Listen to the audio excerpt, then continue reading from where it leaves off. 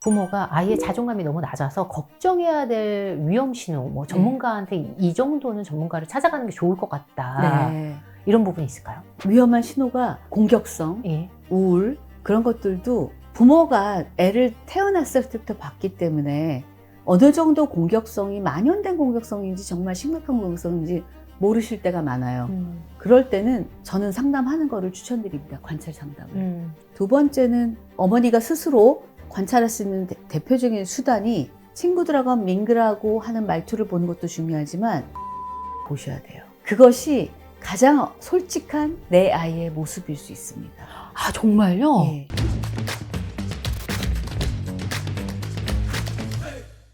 여러분, 요즘 부모님들 중에서 고민하는 부분, 학습도 있겠지만 자존감도 큽니다. 공부를 잘하는 것도, 친구를 잘 사귀는 것도 결국은요, 아이 스스로 믿는 힘에서 시작된다고 하잖아요. 그래서 오늘은요, EBS 아이의 사생활을 통해서 대한민국 부모에게 울림이 되어줄 정지은 PD님과 함께 하도록 하겠습니다. 안녕하세요.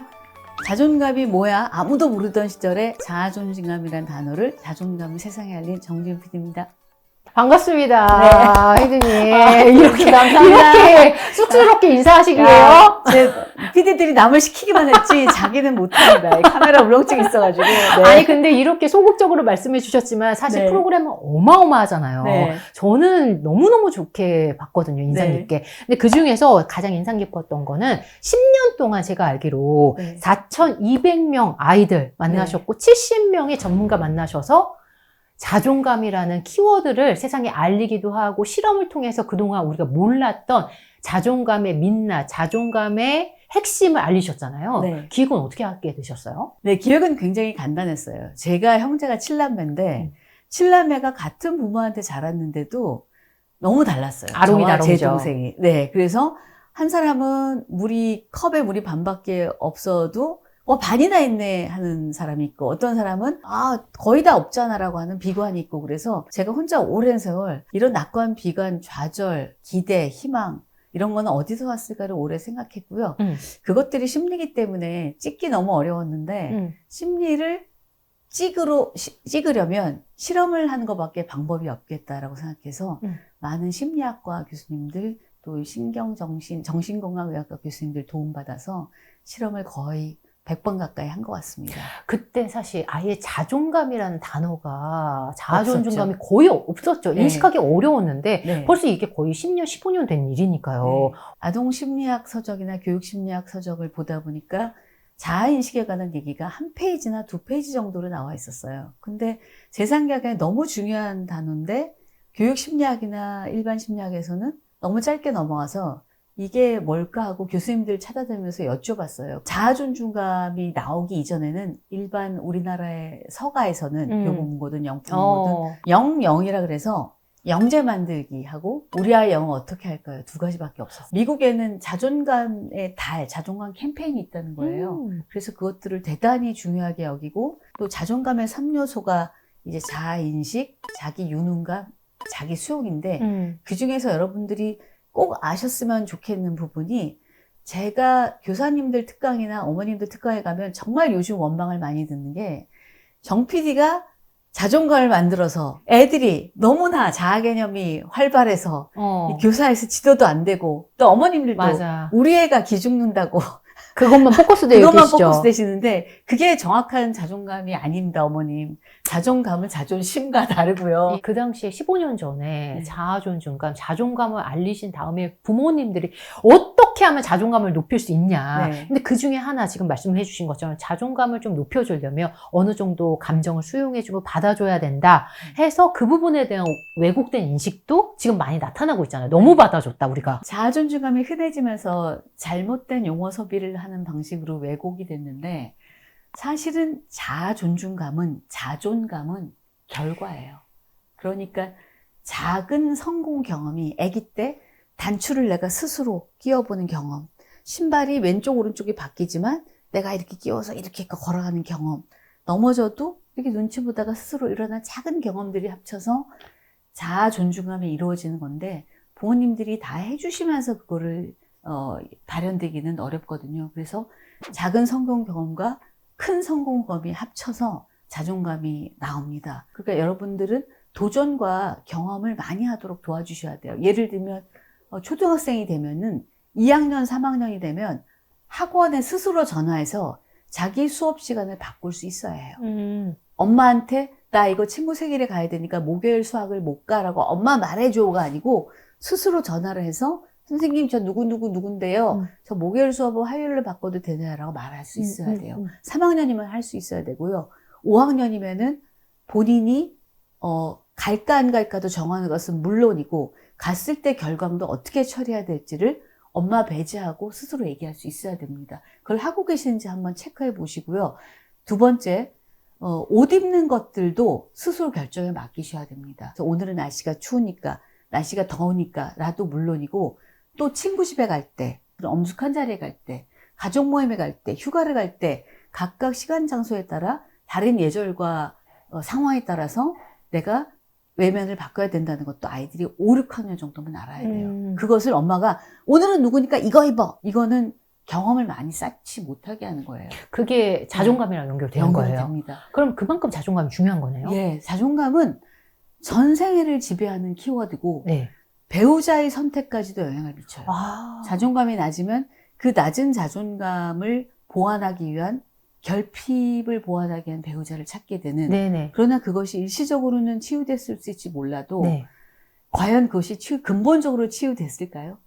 내가 갖지 못한 거를 상대방으로 하여금 갖게 하는 것이 뭐 과연 이것이 치유된 것인지는 연구 결과는 없습니다. 아이의 자존감의 중요성을 알리시기 위해서 정말 많은 실험을 했잖아요. 네. 그때 실험하면서 가장 인식을 깼던 거, 놀랐던 거, 많은 부모님들이 몰라서 알려주고 싶은 거 몇 가지만 제시를 해주시겠어요? 네. 3세에서 5세 아이들을 대상으로 이미 저희는 그 아이들을 자존감이 누가 높은지 낮은지 다 알고 있습니다. 제작진은. 그리고 그렇지만 카메라맨들만 모르고 저희만 알고 있어요. 맨 처음에 이제 낮은 아이들이 들어가서 퍼즐 6개에서 8개를 맞춥니다. 그 몇 미터 떨어져서 이제 엄마는 그것을 그냥 관찰하고 있습니다. 아이가 쉽게 맞춰요. 퍼즐을 넣고 하는데 맨 마지막 6번째 퍼즐은 절대로 맞출 수가 없는 퍼즐을 뒀습니다. 그것을 노력하는 초수가 너무 차이가 납니다. 낮은 그룹은 한 5초 정도 해보다가 엄마 쳐다보고 이거 해줘. 네네. 이렇게 합니다. 근데 높은 그룹은 막 이리저리 맞추고 퍼즐을 돌리고 맞추고 뒤집고 또 이미 맞춰져 있는 걸 꺼내서 다시 맞추고 해서 한 1분 반에서 2분 정도를 집중을 하다가 엄마를 쳐다봅니다. 그러면 엄마가 엄마가 이걸 잘못 놔줬는데 하면서 옳은 퍼즐을 꺼내서 줍니다. 그런데 그때 좋아할 때의 표정이 정말 너무 유의미할 정도로 차이가 났어요. 예. 그것이 이제 유아들을 대상으로 한 자존감의 차이였고요. 예. 저희가 초등학교 2학년 대상으로 피아노 실험을 했는데 한 A그룹에는 이 피아노는 너희가 한 달만 칠 거야 라고 가르치고요. B그룹에는 너희는 2년 동안 이 피아노를 치게 될 거야 라고 레슨을 시작합니다. 아무도 배워본 적이 없는 레슨이에요. 네. 그 아이들은 자존감은 동일했습니다. 네. 지수는. 네. 근데 짧게 너희가 한 달만 배울 거야 라고 얘기했던 그룹은 진도가 느렸어요. 근데 장기간의 과제라고 언급했던 그룹은 진도가 훨씬 빨랐어요. 이 과제라는 것이 장기간 하니까 이것이 가치 있는 거야 라고 어른이 얘기했을 때 아이들은 훨씬 그것을 가치 있게 받아들여요. 근데 앞에 A그룹은 잠깐 지나가는 거야 라고 하니까 내가 이렇게 되는 거예요. 등한시하는 거네요. 네. 또 가장 인상적이었던 거는 자아존중감 편에서 아이들에게 4박 5일의 캠프 동안 첫날 필요한 물건을 사라고 했어요. 이미 저희는 A그룹, 낮은 그룹, B그룹, 높은 그룹을 알고 있습니다. 5만 원, 각자 5만 원을 줍니다.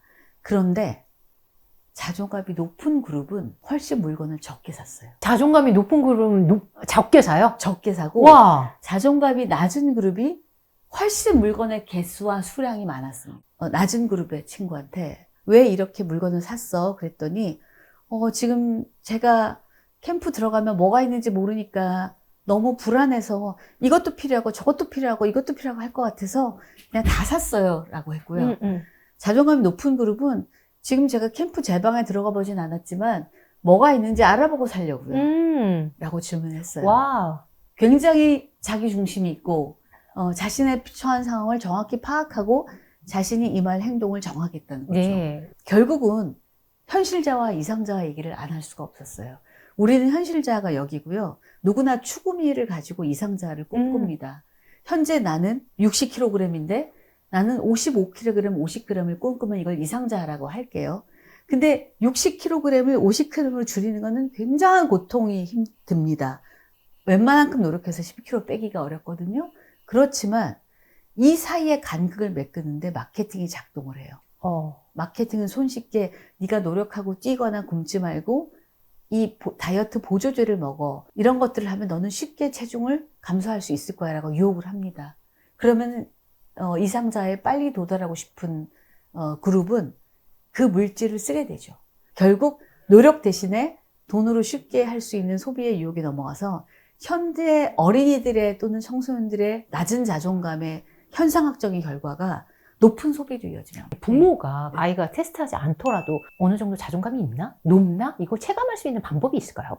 크게 세 가지로 말씀을 드릴 수 있을 것 같습니다. 첫째는 아이의 태도가 대인관계나 수업 상황에서 위축이 됩니다. 아는데도 대답을 안 했어 라는 말을 한다면 조금 의심해 보셔야 되고요. 두 번째는 뭐 어떤 뛰기를 하거나 뭐를 시도를 해보거나 권고했을 때 이미 해보지도 않고 좌절이나 포기를 합니다. 6명이 뛰니까 중간 정도만 해도 엄마는 만족해. 그래도 나는 1등 하지 않을 바에는 안 할래. 나는 꼴등 같은 거는 절대 하지 않을 거야. 이런 좌절이나 포기가 너무 잦다면 의심해 보셔야 되고요. 네. 세 번째는 이것을 심화 버전으로 나중에는 어떻게 가냐 하면 험담으로 이어집니다. 아이돌일 수도 있고요. 네. 같은 반에 조금 잘 나가는, 소위 잘 나가는 엄친아. 네. 예, 뭐 육각형. 엄친아, 엄친딸 예. 또는 경쟁자일 수도 있고요. 그런 것들이 험담으로 이어지는데 그 험담을 하는 인간의 심리는 험담이 현실자와 이상자가 있을 때 이상자가 안 될 바에는 이 이상자를 끄잡아 내리는 게 가장 쉽거든요. 그게 험담 깎아내리기예요. 그러면은 자존감이 높은 친구들은 현실자와 이상자가 비슷한가요? 제가 보기에는 현실자와 이상자가 10% 정도 차이가 있는 친구들이 예. 동기부여도 되고 가장 좋아 보입니다. 현실자와 이상자가 똑같으면 만족하니까 그것이 행복감은 줄 수 있지만 과연 자신의 잠재력을 다 발휘했는가 하는 부분을 의심할 수가 있어요. 즉, 나 자신은 고무줄과 같은데 우리가 고무줄을 너무 많이 당겨도 터지지만 더 당길 수 있는데 안 당기고 이렇게 축소해서 있는 것도 잠재력을 죽이는 거거든요. 그래서 늘렸다 죽였다 늘렸다 죽였다 할 때는 저는 10% 정도를 늘리고 이것이 감당할 수 있으면 더 늘리고 해서 현실자와 이상자가 한 노력의 10% 정도만 추가한다면 달성할 수 있는 수준이 제일 이상적으로 보입니다. 부모가 아이의 자존감이 너무 낮아서 걱정해야 될 위험 신호, 뭐 전문가한테 이 정도는 전문가를 찾아가는 게 좋을 것 같다. 네. 공격성, 예. 우울 그런 것들도 부모가 애를 태어났을 때부터 봤기 때문에 어느 정도 공격성이 만연된 공격성인지 정말 심각한 공격성인지 모르실 때가 많아요.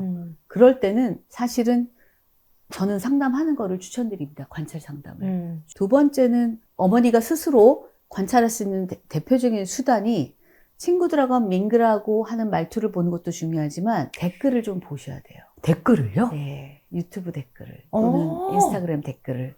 그것이 가장 솔직한 내 아이의 모습일 수 있습니다. 아, 정말요? 네, 지나치게 부러워한다. 지나치게 애들 말로 억까한다.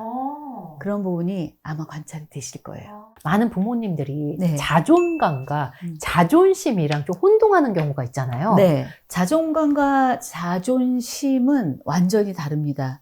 그러니까 자존감은 교과서 정의적으로는 있는 그대로의 나를 받아들이는 힘이고요.